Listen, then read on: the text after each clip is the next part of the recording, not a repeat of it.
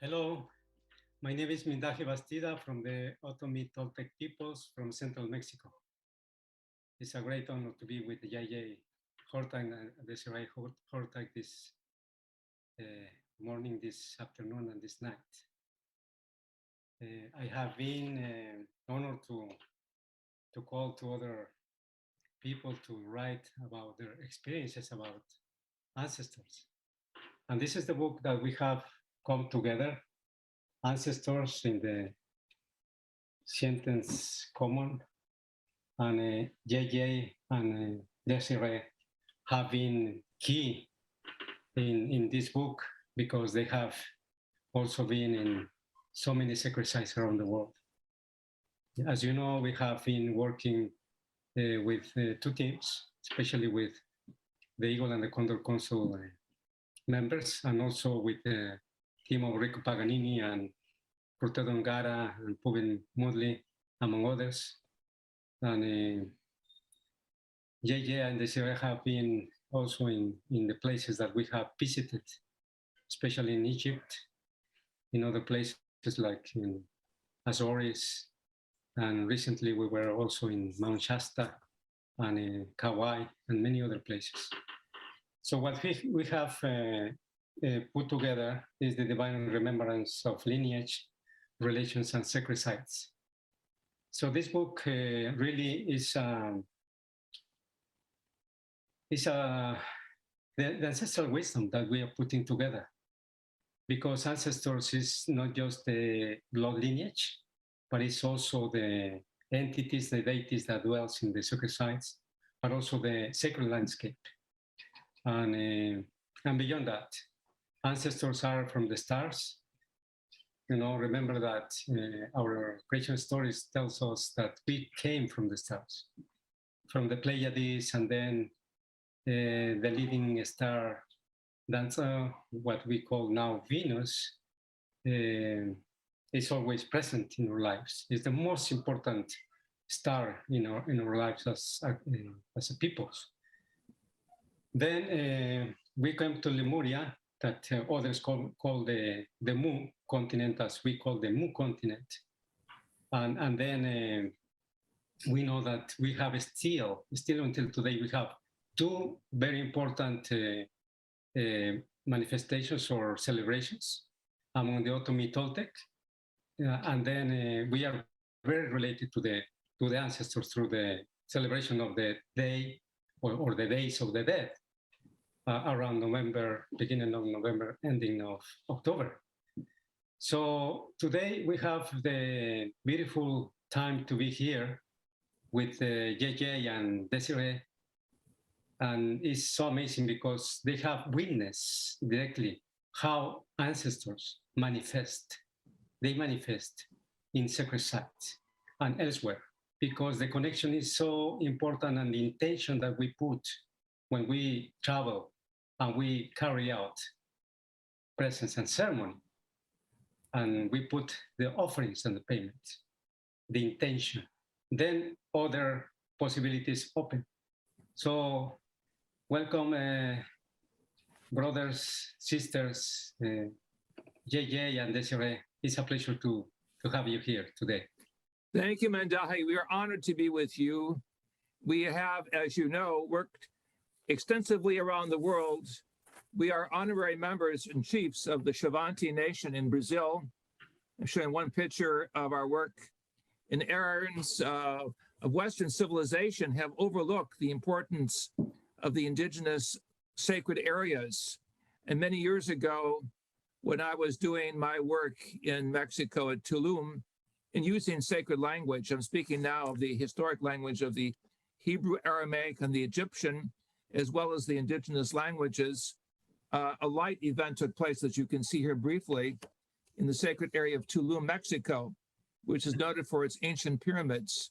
While I was chanting and singing, a light force suddenly came down, and I felt a connection with the ancestral powers of Tulum. This is something that was amazing. A man taking a picture of his wife, I'm pointing to with my finger at the lower part of the picture, was able to capture in a few seconds this energy field that came around my body and actually knocked the translator off his position on the platform where we were doing the celebration. So we know there are energy fields that are connected with the sacred areas that now must be respected and re-energized if we're going to see our way through this planetary change with minimal difficulty. Right. And Mindahi, I know some of your work, a lot of people looking at the book Ancestors think, especially when the Native Americans talk about it, my grandmother, my grandfather, but you've taken it a higher step, which I think that's valid. The grandfather and grandmother, they're always influencing us, and that's important as well.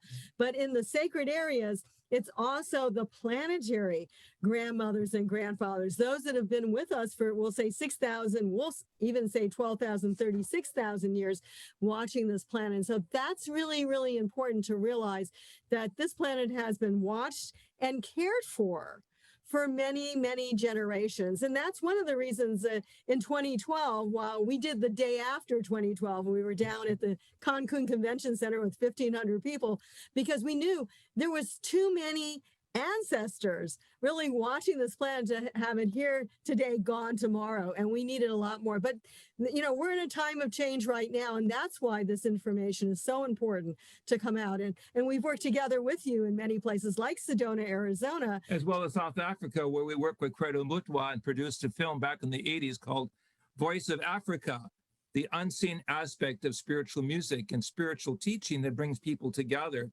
And also with you in Egypt. I may show this picture to our audience. It's a little bit difficult to see with the right perspective. However, you see the golden light inside the ascending chamber, or the Grand Gallery as it's also called. In Giza, Egypt, the Great Pyramid was built with a certain musical acoustical property. And when we sing and use sacred language, suddenly the sacred area begins to change its vibration, light up momentarily, as we see here. The word pyramid means fire in the middle. So here we see a standing column or way of light energy that was momentarily produced while we were singing together in celebration of the ancient unity with our ancestors from various parts of the Near East. And so your work and our work connect with all of the tribal traditions that wish a peaceful transition with the cosmic cultures. And I just want to add that the temples that we talk about, and they can be from Egypt to the Mayan culture or wherever around the world, they were there for the ancestors and for those who live in the higher realms to come and connect with us. And we believe when you go there, you do sacred ceremony and you do your prayers and meditations, especially in the indigenous language that's there, these beings literally start to materialize. So we honor your work with the Toltecs. We honor your leadership.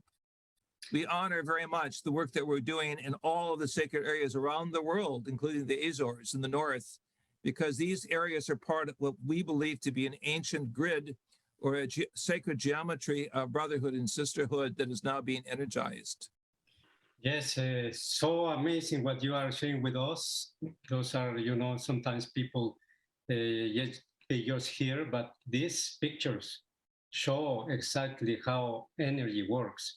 So what would you suggest for, let's say, common people, ordinary people, to get connected to the ancestors and to the higher ancestors?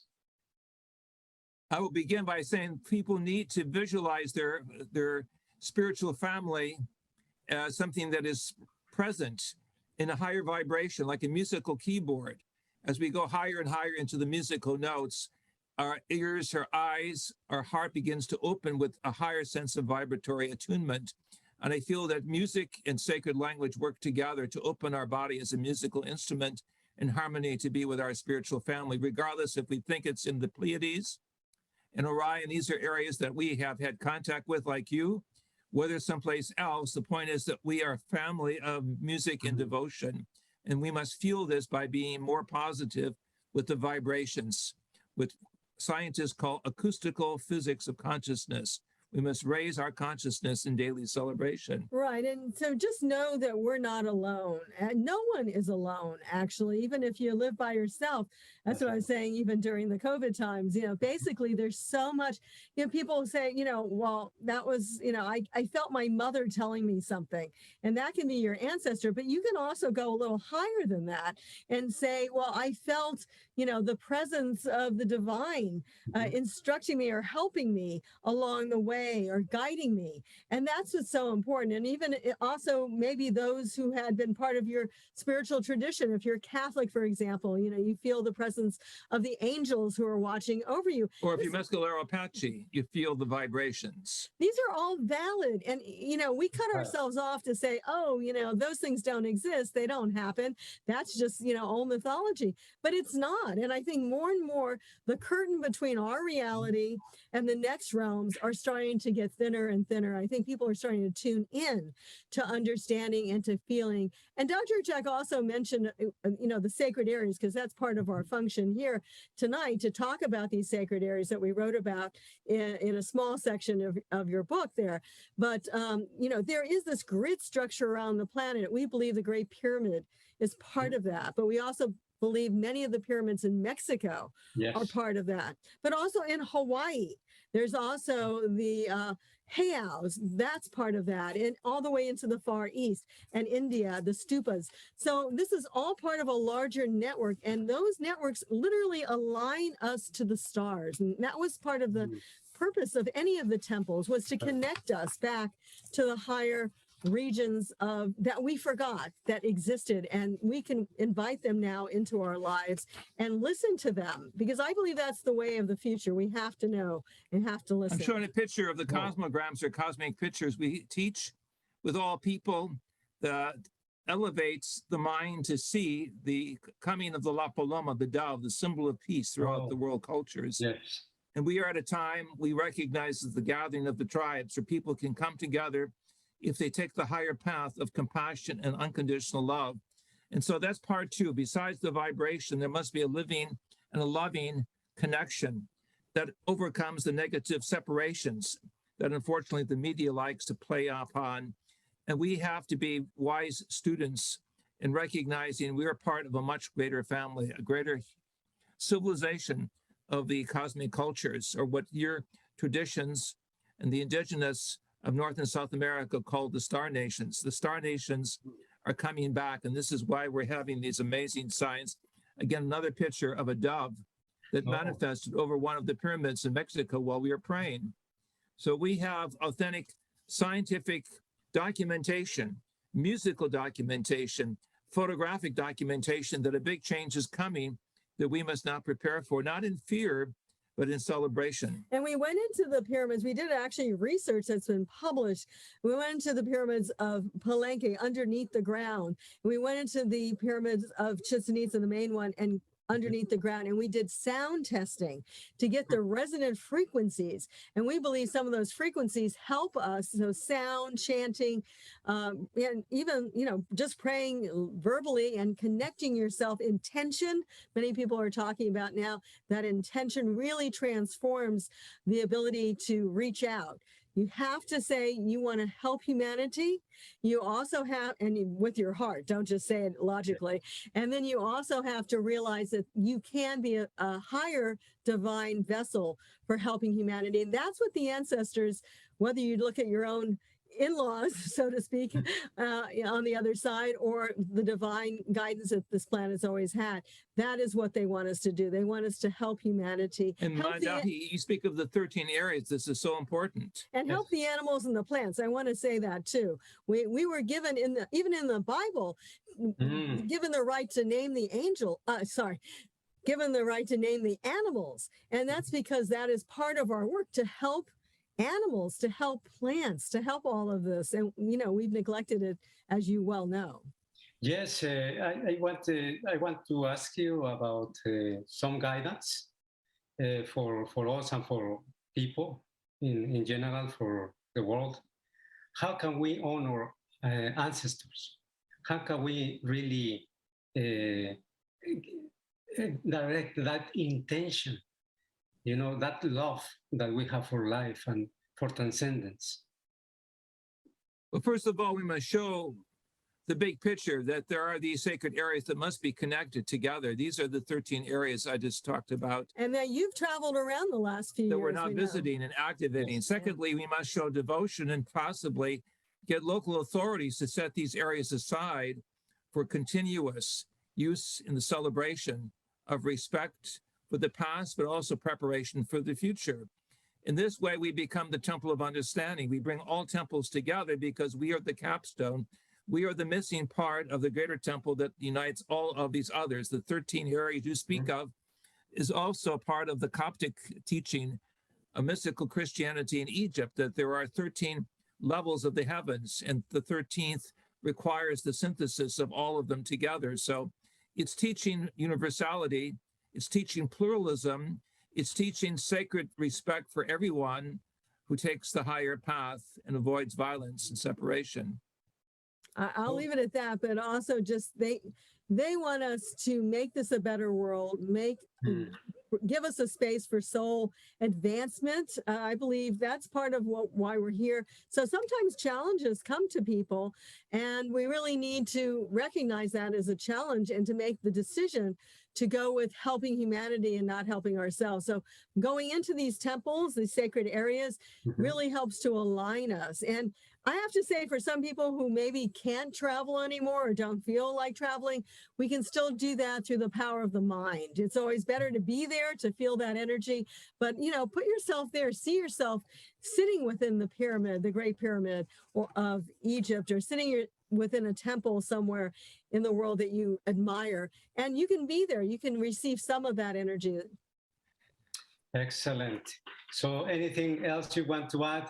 Well, I'd like to say, in addition, our book called Mind Dynamics in Space and Time with Elizabeth Rauscher from Stanford Research Institute a few years ago shows the power of the mind to look in any direction and to look beyond limitation for distant communication, distant healing, remote vision. All of these higher powers of consciousness, we will call super consciousness, are now being scientifically validated by our friends at the University of California and also Stanford University.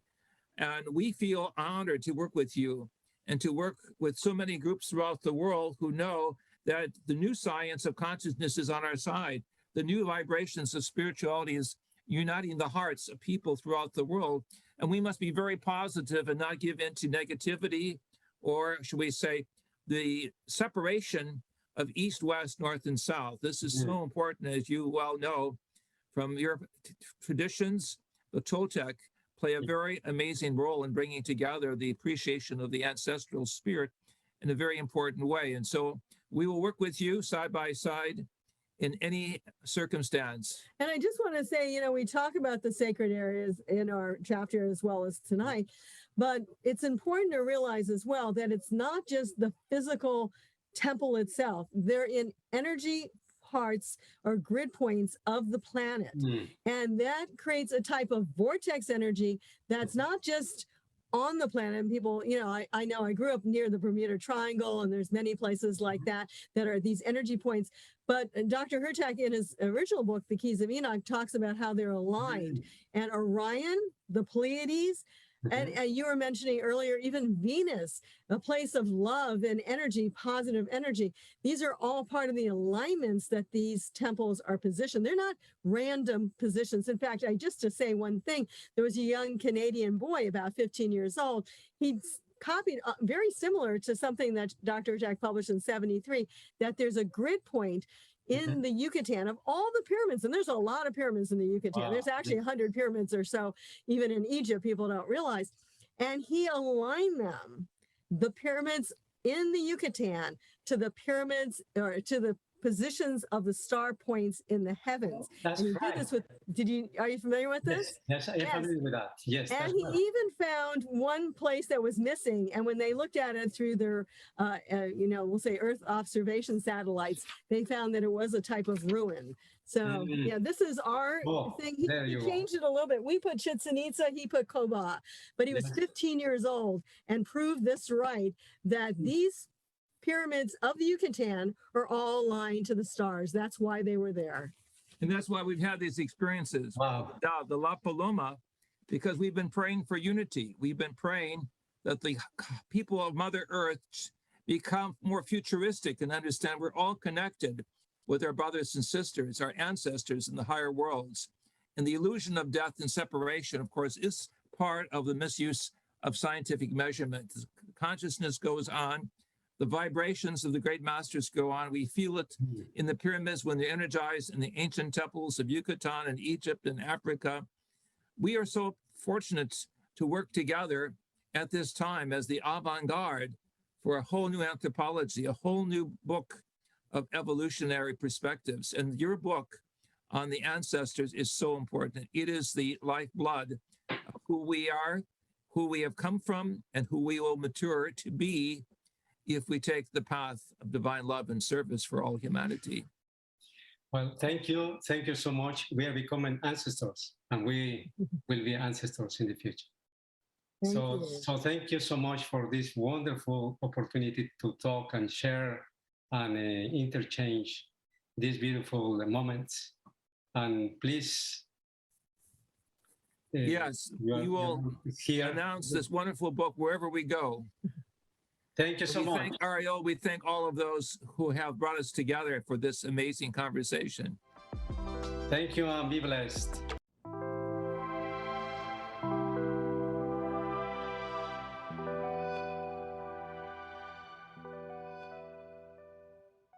Hello, my name is Mindahi Bastida from the Otomi Toltecs peoples from central Mexico. And it's my great pleasure to be here today talking with my beloved friend and colleague, Dr. Kurt Johnson. And today we are going to talk about my book, Ancestors. And well, Dr. Kurt Johnson has been a key collaborator in this. So this is about the Common Sentience series. And I like to bring to the audience, Dr. Kurt Johnson, please. Yeah, Mindahi, thank you. And such a pleasure to be here. And before I revert back to you to ask you to talk about ancestors and why they're so important, this whole phenomenon, there's no doubt that one of the most important things happening globally today in a part of our global transformation and evolution is more and more people having this deep access to experiences downloading from the subtle realms. And that's such an important part of this deeper understanding that we'll need to have at a planetary level to build out this world that can work for all. So Mindahi, back to you then to talk about this entire phenomena, ancestors, the subtle realms, you, your book, and turn it back to you. Thanks so much. Thank you. It's been a journey about ancestors and how we recall this remembrance of lineage, and in relationship also to the sacred sites, because all of us, we have this connection. Thanks to our ancestors, we are here. Let's not forget about that. They are guiding us, they are watching us, they are feeling us. So it's in our tradition when we say our ancestors are here, it's because when we die, we become soil, we become oil, we become the so-called now fossil fuels. If we are not respecting what life is, then we are not respecting ourselves. We are not respecting the future generations to come. So that's the reason ancestors is not just talking about blood lineage, but it's talking about entities, deities, you know, the mountains, the rivers, Mother Sea, Father Sky, because they were before us, and they are the ones who are living in ourselves. They are the ones who are giving life to ourselves. So, what do you? What is your wisdom about ancestors and how they come to the subtle realms? I know that you have big experience about that. Yeah, absolutely. And what's so important here is that in this time, you know, what you just mentioned, these energies, deities, presences, download into our consciousness in very, very specific ways. I think everyone knows the word numinous. When you have an experience, it's so deep, it propels you deeper than anything else. And there's not only a message, but there's something that it asks you to do. So for instance, even when we look at Mindahi's entire life and other workers like him, they've been directed by these subtle realms in very specific ways with regard to what their work is, how to carry it out, where and with who. And this is really something that's underpinning the whole global transformation today. This one little comment I'll make on that is that, you know, that we're really looking today for this harmony of interfaith, interspirituality, global harmony, this oneness of a global civilization. And so there's a tendency we know from neuroscience that when people have this deep vertical experience, they'll also tend to interpret it across the line of their horizontal experience from their own tradition. And that's actually fine. But the awareness that we have to have is that when we have these deep experiences that are so specific, that we actually see them in the universal way that is serving the larger picture and not fall into the trap of just our part of the story, that our story may be more important than someone else's story, and so on, because we're working toward this world that works for all and this global harmony. So we don't want to introduce division when it comes to our explanations or our claims about these stories. So maybe, Mindahi, what you can do is tell about how these experiences have propelled your own life and mission, where you're so known all around the world for being a leader of sacred sites and of indigenous peoples. And I know you've based that on very clear direction. Yes. For the beginning, I must say that I come from a lineage of my grandmother, that she was hit by the light. And then, you know, we come from traditional healers and healers. So that's very important because it's another way of connecting with mystery. And also in this material world, how we act in such a way that we are guided by our ancestors, and how we can bring harmony and peace and regain collective dignity as human beings in from other relatives. So that's why we honor so much sacred sites, because those sacred sites are the places where the energy is being, you know, manifested and strong. It's like the acupuncture points of Mother Earth.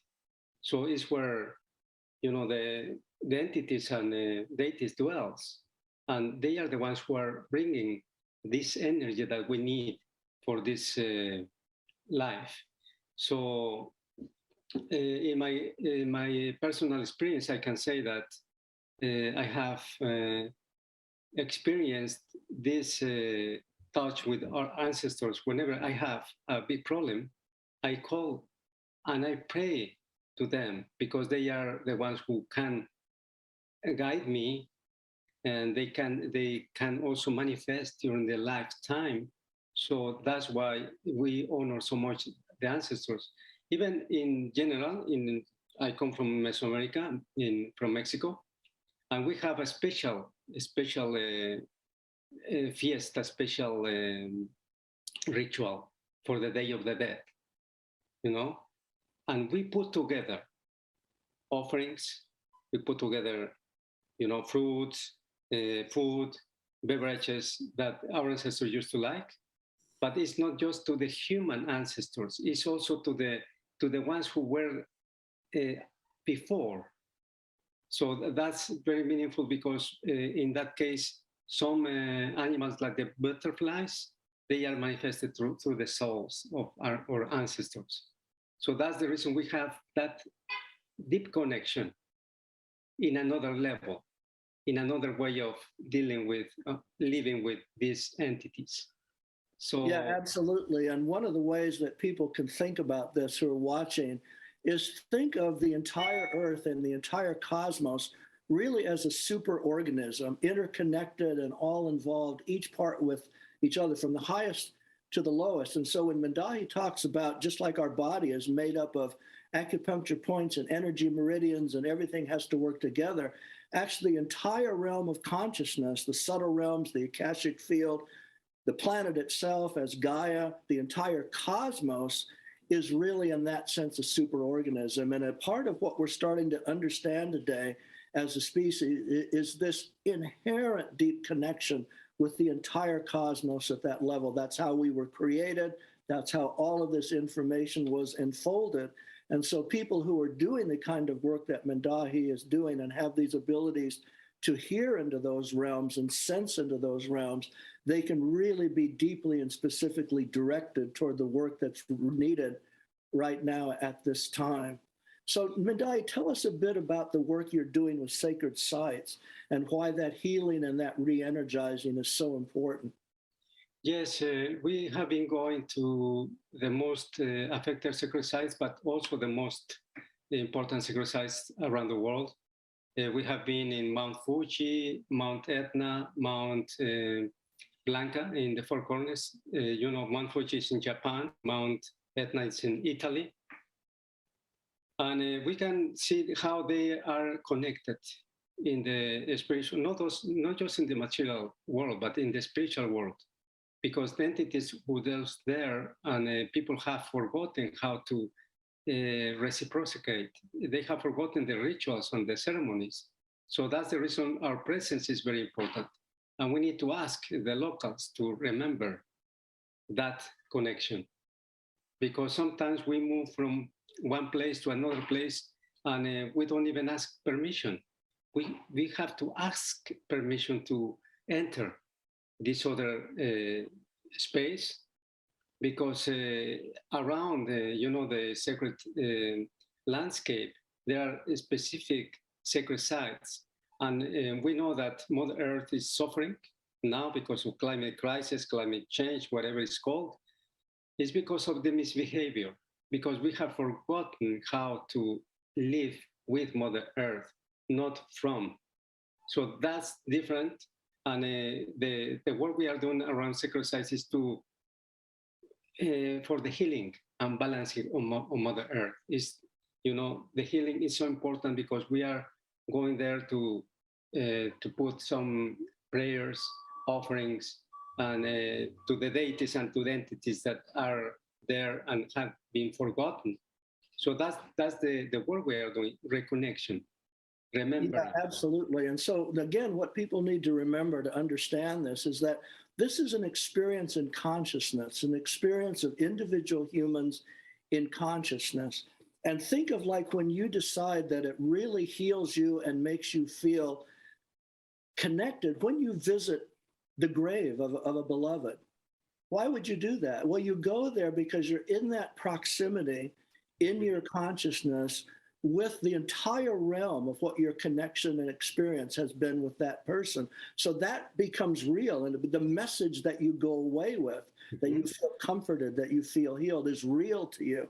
And that's what's really happening at a global level when people like Mindahi and the other ceremonialists are going in and communicating with these deep, deep places that have so many layers of this consciousness. So one thing I wanted to point out, and it's actually in the book in a number of places, is that because there's a tendency for modern people to think that some of these experiences that Mindahi is talking about aren't real, what's really important is that when you see the fruits of what's being done by the third-party validation, by witnesses and others, of the fruits of that work.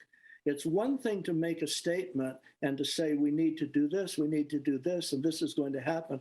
But when that actually does unfold, it's a testimony to this deep connection that Mindahi is talking about, and that these experiences are not only real, but they're absolutely necessary in how our species becomes deeply intertwined now with the whole cosmos, and not just experiencing separation and isolation. That's right. And, every time I talk about these issues with other people, they are remembering sometimes, and they are afraid sometimes to share these experiences. But I think this is the time now to come together and really help each other. So I like to know your own experiences, your experience because you are one of the the authors here in the beautiful book of Ancestors. Please tell us what is your experience, Kurt, and how we can learn from that experience. Yeah, well, what I'll say about that, and it's very typical of many of the other chapters in the book, it goes back to that word numinous, that you have an experience in consciousness, and there's not only a message there, but there's an instruction of an action to take, something to do. And then you actually know the validity of that action when that actually unfolds in a way that validates that this was something that was important for service, for knowledge, whatever the case may be. And my own chapter, and also Dr. Julie Kroll's chapter, she's a psychologist in the book, we're giving very clear examples that were undeniable about these kinds of intervention from the deeper consciousness world. And then they're unfolding in reality as validated, not only like in my case, by other leaders in the spiritual community within my chapter, but that, of course, is what's propelling the success of your entire work. So what I'd like to ask you, Mindahi, to kind of wrap us up here if we need to, tell us about how you're seeing your future and your calling with all of the sacred sites around the world, and where that's really leading to a larger global healing, a larger global deeper wisdom, and all of those aspects that First Peoples, Indigenous peoples have access to those knowledges that many of us have just forgotten. Yes, ancestral wisdom is key for our survival as human species. And we know that we need to go to those places to mend what is being desecrated. And we need to raise awareness, consciousness about what we are doing in our lives with nature and the sacred. So we need another way, another narrative, but not just another narrative, but another kind of action. We have to put intention for the sacred, how we relate each other. And that's why it's so important to protect sacred sites. And not just to protect them, but also to work with them, because the entities and the deities that dwells there, they are doing their work, but they also need a spiritual reciprocity. That's why the work we are doing is so important, because ancestors are not just the past. Ancestors is the present, ancestors is the future. Right, so following on that, speaking to people who are listening to us, and obviously maybe having experiences like this or in their own future deeper experiences, what is the advice that you would give them about how they would approach those experiences in their own life? Yes, the advice is just to reconnect, to be aware that we are not alone, and we have never been alone, and we won't. So it's just the reconnection with the sacredness. Just to take some moments during the day, at dusk, at the sunrise, at noon, just to take some minutes and stop whatever you are doing and just connect, breathe, and be aware that you are alive. But we are not here forever. We are just for a while.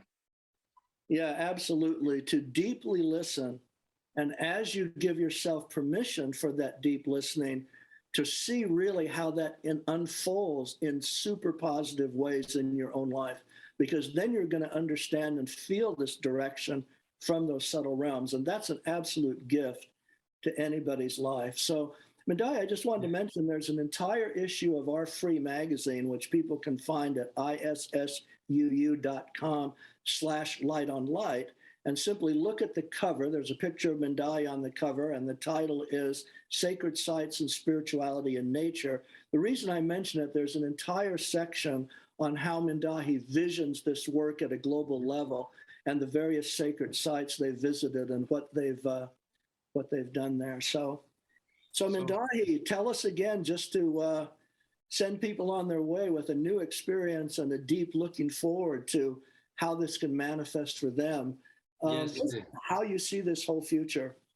Yes, thank you for that. And I see that we can make it. We can do it together. There's no other way. We have to go from competition to collaboration, from the me to the we. And that's key. because, as you know, we are passing these difficult times all together. We are in a cleansing time, but we must learn from each other. We are not alone. We have our ancestors to guide us. And that connection is so important because we came here for a purpose. And the purpose is for the care of life and transcendence. So thank you so much, Kurt, for this beautiful conversation. And it's always a great honor to be with you, learning from you, and your wisdom is great. Thank you so much. Well, thanks from all of us to you, Mindahi. I know everybody at a global level looks at you as a very important leader for these times, and I know that that's going to continue unfold. So not only you, but your entire family that are so deeply involved in this transformative work. So just a heartfelt, gigantic hug from everyone in the world for the work that you're doing. Thank you.